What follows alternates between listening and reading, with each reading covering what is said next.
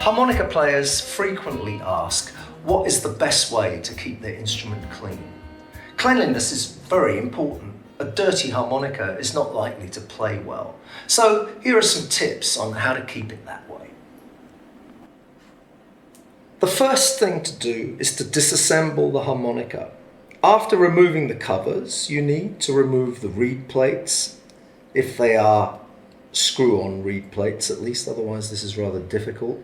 I would recommend that you leave the screws in the order in which you remove them from the instrument so that you can put them back in the same holes when you reassemble the instrument.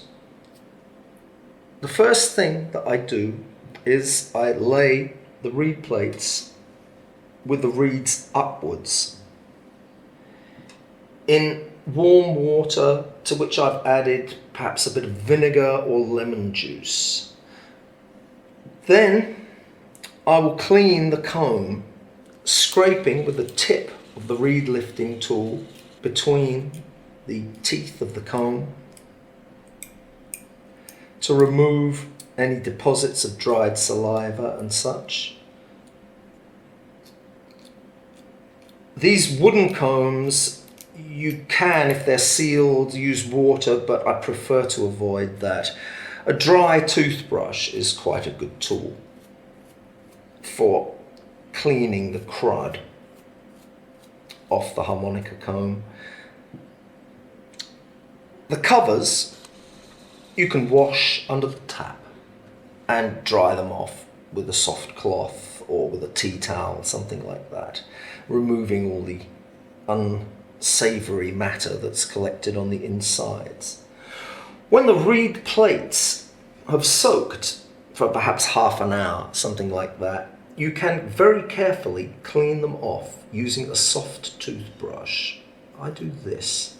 I actually brush very gently along the reeds from the rivet to the tip, never in the other direction and never across the reed. The other side of the plate you can actually clean quite vigorously with the toothbrush.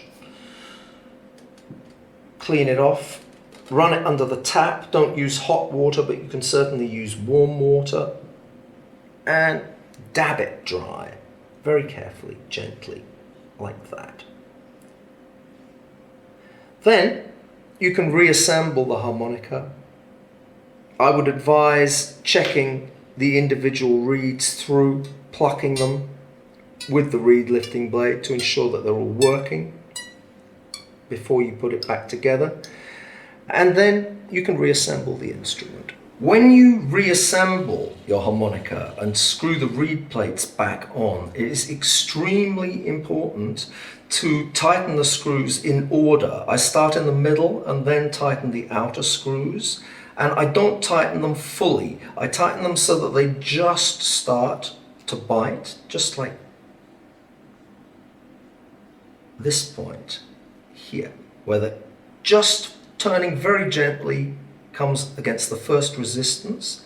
I do the same here and the same here,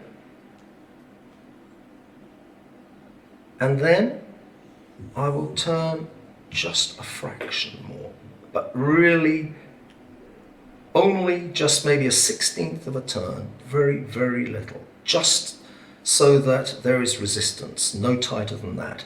If you over tighten the reed plate screws, then you will cause waves to form, because this will get pushed down, this will get pushed down, this will get pushed down. This will damage the air tightness, it will reduce the air tightness. So don't over tighten the reed plate screws. You can tighten the cover screws fairly tight, that's not so important. And of course you don't want the instrument to fall apart, but be very careful to what extent you tighten the reed plate screws. Another thing that will prevent your harmonica from accumulating too much dirt is to try to avoid playing it too wet, and to always tap it out into the palm of your hand each time you played it. It will also help if you don't try to play too loudly using too much breath pressure, as this will also bring more moisture into your instrument. If you follow these simple tips, you'll find that you can keep your harmonica clean and it will play better and longer if you do so. With the chromatic harmonica, I would like to recommend to you the series of Hohner service videos which can be seen for free on the website playhohner.com. All of the information in these videos pertaining to tuning, offsetting and reed alignment is also applicable to diatonic harmonicas, so I would warmly recommend you to take a look at this series of videos for further information.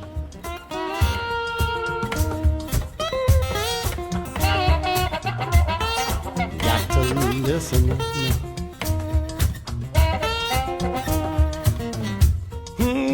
Got to